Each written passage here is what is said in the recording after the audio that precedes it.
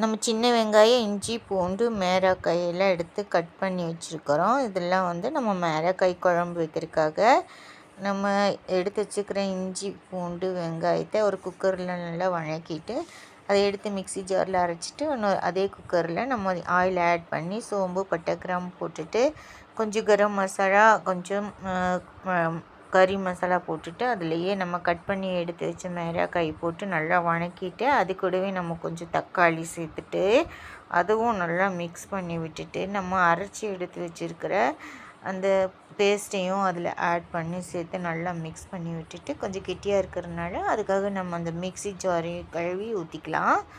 அது கருவேப்பிலையும் கொஞ்சம் ஆட் பண்ணிவிட்டு இந்த மிக்ஸி ஜாரில் கழுவி ஊற்றி கொஞ்சம் கிரேவி பதத்துக்கு எடுத்துக்கலாம்.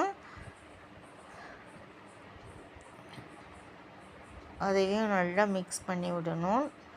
நல்லா மிக்ஸ் பண்ணி குக்கரில் ஒரு விசில் வர மாதிரி நம்ம குக்கர் மூடி போட்டு மூடி விசில் விட்டதுக்கப்புறம் ஓப்பன் பண்ணி எடுத்தோன்னா நம்மளுக்கு நல்ல மிளகாய் குழம்பு நல்ல டேஸ்டியாகவும் நல்ல மணமாகவும் வரும். நீங்களும் செஞ்சு பாருங்கள்.